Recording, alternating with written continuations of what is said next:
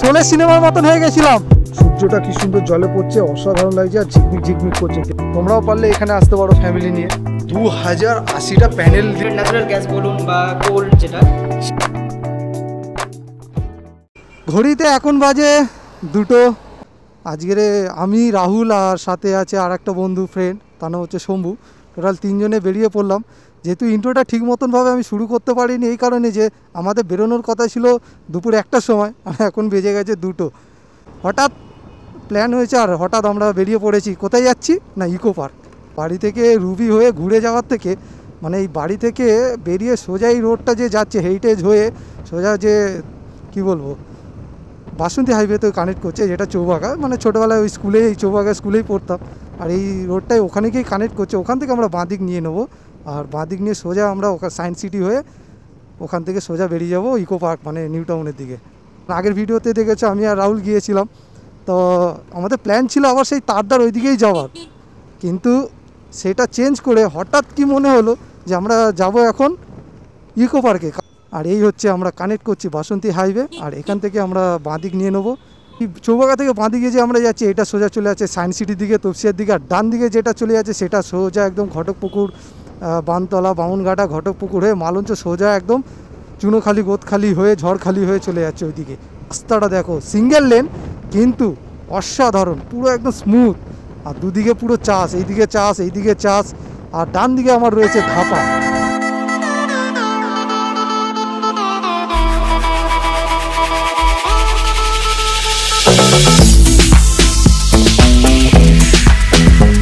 High, এই যে DLF Nazrul তীর্থ।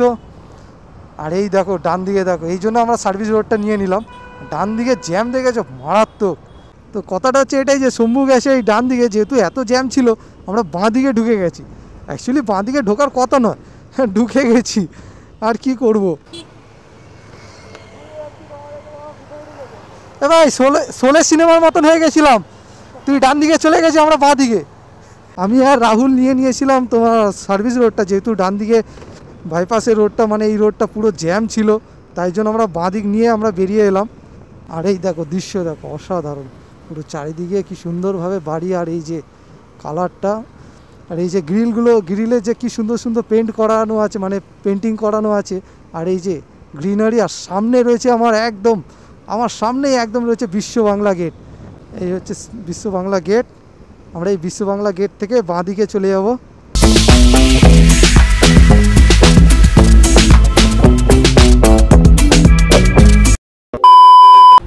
Finally আমরা ঢুকে পড়েছি, আমি, শম্ভু আর কে, রাহুল। আমরা 3জনে এখন ঢুকে পড়েছি ইকো পার্কে। দেখো এখানে সবাই পিকনিকের জন্য বসে আছে, পিকনিক মানে ফ্যামিলি নিয়ে এসেছে। আর এখানে দেখো রাইডিংয়ের জন্য যে অ্যাক্টিভিটিগুলো পাওয়া যায় সেটা হচ্ছে দেখো ডুয়েল সাইকেল রাইডিং। এই যে সামনে, ওই যে সামনে স্টলটা আছে ওটা হচ্ছে ডুয়েল সাইকেল রাইডিং। আর এখানে সবাই বসে কি সুন্দর ফ্যামিলি নিয়ে গল্প করছে। আর জাস্ট সূর্যটা দেখো, সূর্যটা কি সুন্দর জলে পড়ছে, অসাধারণ লাগছে আর ঝিকমিক ঝিকমিক করছে, দেখতে বেশ সুন্দরই লাগছে। আর এই রয়েছে এই নিচে, জানি না কতটা কি দেখতে পাবে, তেলাপিয়া মাছ, এখানে মাছ রয়েছে। আর এখানে সবাই ফ্যামিলি নিয়ে ঘুরতে এসছে, অসাধারণ। তোমরাও পারলে এখানে আসতে পারো ফ্যামিলি নিয়ে, বেশ ভালোই লাগবে। যারা কোনোদিন আসোনি, প্রথমবার আসছো, তারা বেশ সুন্দরই, বেশ আনন্দ পাবে, মজাও পাবে।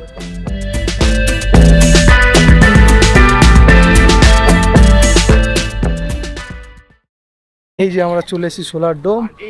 তো জানি না এখানে কত কি টিকিট নেবে, এখন ভেতরে গিয়ে দেখতে হবে। আর এই হচ্ছে সেই সুন্দর, অসাধারণ লাগে এই যে। তো ফাইনালি অবশেষে ঢুকেই গেলাম সোলার ডোমের মধ্যে। আর এই যে টিকিট 200 টাকা করে পার হেড। এই যে আমার পিছনে রয়েছে ইলেকট্রিকের গাড়ি, ফিউচারে এটা, যা ভাই ফিউচারেরই তো এটা দেখাচ্ছে। হ্যাঁ, ব্যাটারি গাড়ি, ইলেকট্রিক গাড়ি, কি সুন্দর লাগছে। আর এই যে এআই রোবট, ভাই শুধু জিনিসগুলো দেখো, যারা তোমরা সায়েন্স নিয়ে পড়ো তারা অবশ্যই এখানে একবার ভিজিট করেছো। 200 টাকার নিচে টিকিট, কিন্তু এখানে অনেক কিছু যারা মানে শেখার আছে এখানে, অসাধারণ। এই যে এই জায়গাটা হচ্ছে ইকো পার্কের সোলার ডোম। আর এখানে পার হেড হচ্ছে 200 টাকা। আর রোবটের সাথে গেলে 100 টাকা এক্সট্রা আরও দিতে হবে। কিন্তু আমার মনে হয় যে 200 টাকা দিয়ে এই টিকিটটা কাটো, কেটে পুরো এই সোলার ডোমটাকে ঘুরে যাও, অসাধারণ লাগছে। সত্যি কথা বলতে ও সেই লাগছে।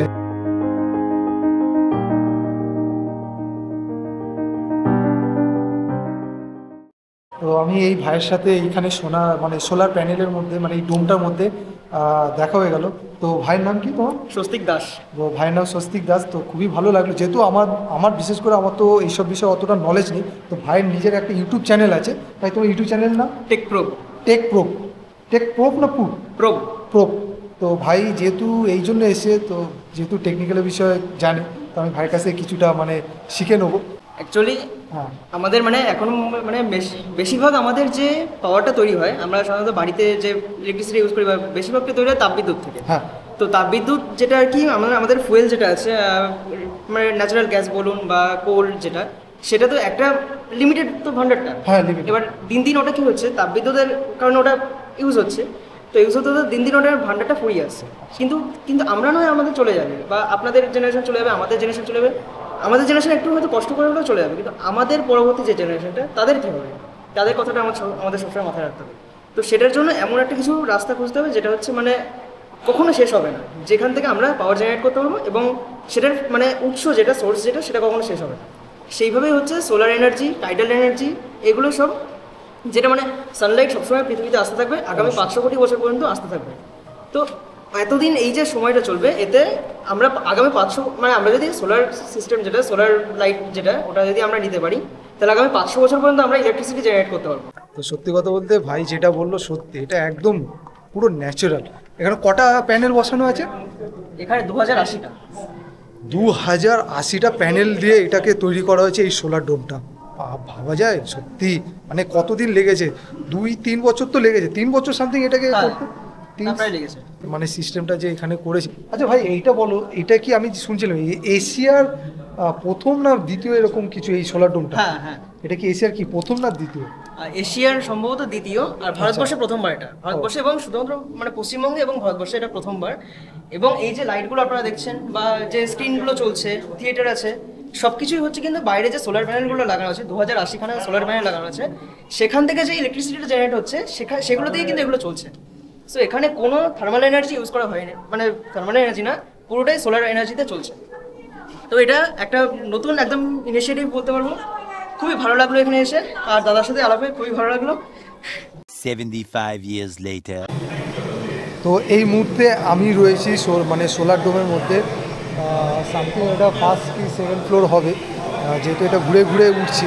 আর সত্যি কথা বলতে যে শুধু যে সৌরশক্তির মাধ্যমে যে মানে সোর্সটা উৎপন্ন হয় তা নয়, তোমার জোয়ার ভাটার কারণেও তাপ উৎপন্ন হয়, প্লাস তোমার এই যে বায়ুশক্তি মানে ওয়াইন্ড ফার্ম, যেটাই আমার সামনেই রয়েছে, এই যে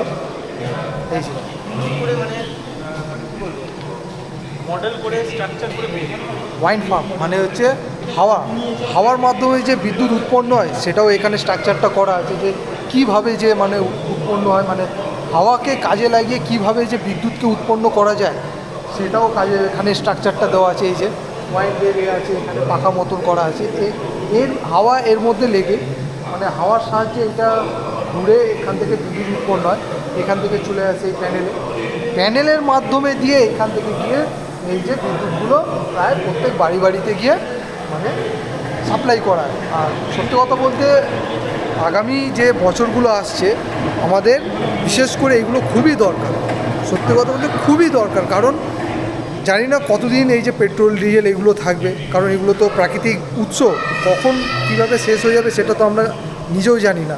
কিন্তু আশা করছে বিজ্ঞানীরা মানে আস্তে আস্তে এটাকে মানে পেট্রোল ডিজেল কেন, শুধু এটাকে আরও উন্নত কীভাবে, যে যাতে পেট্রোল ডিজেল কম ব্যবহার হয়, মানে বায়ু দূষণটা খুব কম হয়, তার জন্য যে এই যে প্রাকৃতিক যে মানে সোর্সগুলো রয়েছে, হাওয়া রয়েছে, হাওয়ার মাধ্যমে বিদ্যুৎ তৈরি করা, প্লাস জোয়ার ভাটার মাধ্যমে জলের মাধ্যমে এই জল মানে টারবাইন ঘুরে কীভাবে যে তাপবিদ্যুৎ তৈরি করা, সেইগুলোর মাধ্যমে দিয়ে এগুলোকে তৈরি করা হচ্ছে।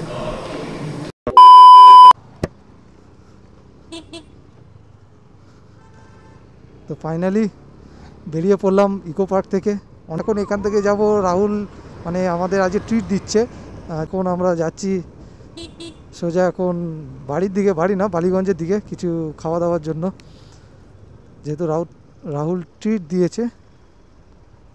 রেকর্ড করছে ভাই সেই নিউটন মানে ইকো পার্ক থেকে বালিগঞ্জে এসছি মানে খেতে, এই যে রেস্টুরেন্টের মধ্যে এই যে দেখতে পাচ্ছ ভাই একদম পুরো কাঁচের ঘরে বসিয়েছে পুরো এসিতে, এখনো এসি চলছে, ঠান্ডা হয়নি, বন্ধ ছিল। বাইক রেখেছি বাজারে, বালিগঞ্জ বাজারে, আর খেতে এসেছি রেল লাইন ক্রস করে, বালিগঞ্জ স্টেশন ক্রস করে এসে তারপরে এসে খেতে এসেছি। ভাই কি ভাগ্য আমাদের ভাই, আমাদের এই যে রাহুল ভাই। তোমার যে এত ভয় আমি তো জানতাম না। আরে রেল লাইনটা ক্রস করে আসবো তাতে তোমার এত ভয়? ভয় এই কারণেই, খায়নি তো কেস, টিটির কাছে ধরা খায়নি তো, যেদিন খাবে সেই দিন বুঝবে। কারণ রেল ব্রিজ ক্রস করা মানে রেলের এতে ঢোকা মানে ওখানে প্ল্যাটফর্ম টিকিট কাটতেই হবে, মাস্ট, এটা এগুলো রেলের নিয়ম করে দিয়েছে। 2000 years. খাওয়া দাওয়া কমপ্লিট, এখন যাচ্ছি বাড়ির পথে। কেমন লাগলো রেস্টুরেন্টে খাবার?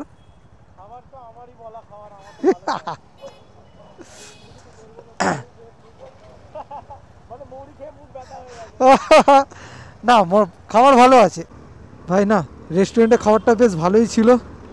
চিলি চিকেনটা একটু কেমন মানে লাগছিল, তবে ফ্রাইড রাইসটা, ভেজ ফ্রাইড রাইসটা বেশ ভালোই লাগছিল।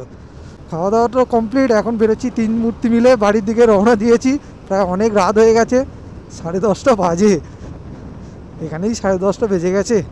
আমি আবার মাকে বলেছি তুই আমার জন্য খাবার রাখো, কি খাবো কে জানি না, যদি সেরকম মনে হয় তো খাবো, না হলে সেই খাবারটা কালকে নিয়ে চলে যাব টিফিনের জন্য কাজে। চলো গুড নাইট। হ্যাঁ গুড নাইট। শম্ভু কই? Good night.